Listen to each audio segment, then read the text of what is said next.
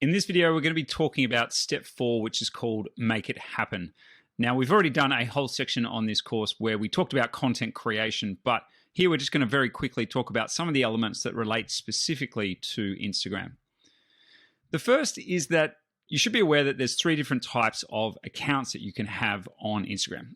The first is an individual account, and this is an everyday user account that you and I use. The second are 2 types of professional accounts, and professional accounts can either be a creator account, and a creator account is for influencers, public figures, artists, etc., with more than 10,000 followers. And Instagram has created the creator accounts because what they're trying to do is they're trying to encourage these people to create great content, because ultimately that feeds into the experience that everyday users have on Instagram. The second type of professional account, the third type of account that you can have on Instagram is called a business account. And these are, used by businesses, brands, charities, associations, clubs, etc. And this is, if you're looking to market on the platform on Instagram, then this is the type of account that you're going to use. Now, after this coming up, there is a video that we have that kind of walks you through everything you need to know about these business accounts. We've already been through a bunch of the planning and scheduling tools, the software that you can use to, plan and schedule posts in advance. But there are some out there that specifically relate to Instagram. Well, I should say have more of an Instagram focus than others. Ones like Later, Hopper HQ, Plan, Planoly, Iconosquare, just to mention a few. There's lots and lots out there, but a lot of these kind of started really with a focus on Instagram, and since then they've expanded into other social media platforms like TikTok or Snapchat or Facebook and so forth. And you want to, look, if Instagram is a core focus for you, potentially one of these softwares might be better than ones that are kind of more mainstream, ones like Hootsuite, for example, that kind of crosses all the different platforms. Of course, there is Facebook's Creator Studio, which is the free tool that you can use to schedule posts onto Instagram. That's that little logo there. It's currently being integrated into Business Suite. Now, the thing to be aware of, the limitations, of course, of Creator Studio is that it only relates to Facebook and Instagram. So if you are, sharing content to other platforms, then you may want to use a third-party software. A question I often get asked is, does the algorithm favor using like a native tool like this, like Creator Studio? I.e., do you get, additional reach because you're using a tool like this? The answer is no one knows, but I mean, you would think so, okay? Because it is the tool that Instagram itself or Facebook itself has created. But that being said, there's no data conclusively one way or the other that confirms or denies that. You want to make sure that you have a content calendar. So for your Instagram post, you want to know what you're sharing in advance. And here's the content calendar that you can have just in a PowerPoint slide. You could put this into a spreadsheet as well, where Sungai Tinggi Beach Villa has gone through and they've kind of mapped out all the content that they're going to be sharing across the entire month.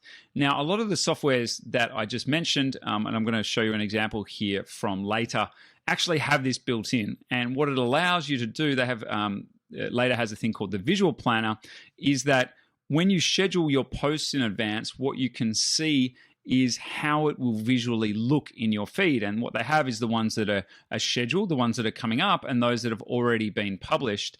And you've also got it kind of, as a list in advance. So this is will mean that you don't need to use a spreadsheet or PowerPoint to manually do it. It's all done. The moment that you schedule the post, it appears in this visual planner. And it also has this great thing where you can see exactly what time it's going to be shared. So you can look at your calendar by week or by month, and it actually shows you the post that's there. And if you don't like the order in which the posts are, you can just simply pick them up. I should just say, jump back into here. You can just pick one of these up and just drag it to a different location, and it will automatically change the schedule and therefore automatically feed into your visual planner. So very, very useful tools in ensuring that you maintain that really, really nice visual aesthetic appeal to your profile. Just to quickly mention, if you do have a Canva Pro account, they have now moved into scheduling as well. So you are able to use Canva Pro. And of course, with the movement of Instagram into video, then there's a lot of great video content that you can access now with a Canva Pro account. Now, I've mentioned this a few times already. I'm going to mention it again. We want to make sure that we batch produce our content and schedule it. There's so many advantages to doing this. We don't want to run out of wood in the middle of winter, right? We never want to run out of content. Ideally, we should be creating 1 month, ideally 3 months worth of content all at once. We don't need to be posting about what's happening right now.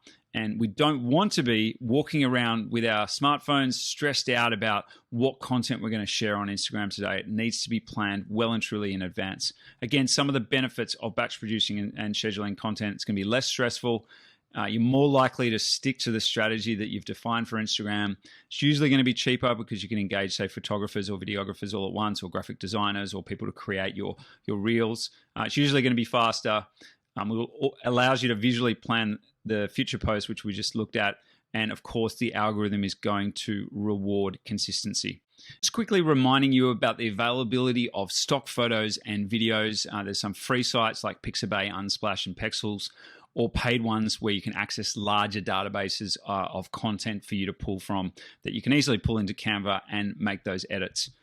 And also that you can engage, photographers or videographers to create some of this content for you in bulk. You can find them on Snapper, Airtasker, OneFlare, Google, and of course, there's a ton of people on the freelancer platforms like Upwork, Fiverr, and Freelancer to help you to edit those videos or to enhance them in some way, shape, or form. I think it's important that everyone is honest with themselves about their own skill levels. Just because you have, the latest iPhone or the latest Samsung Galaxy doesn't necessarily make you a good photographer. And remember that, it's very competitive now, and you want to make sure that the content you're creating has the best possible chance of engaging your particular audience. And then finally, just again to reiterate, that you want to look to enhance any of your images or enhance any of your videos.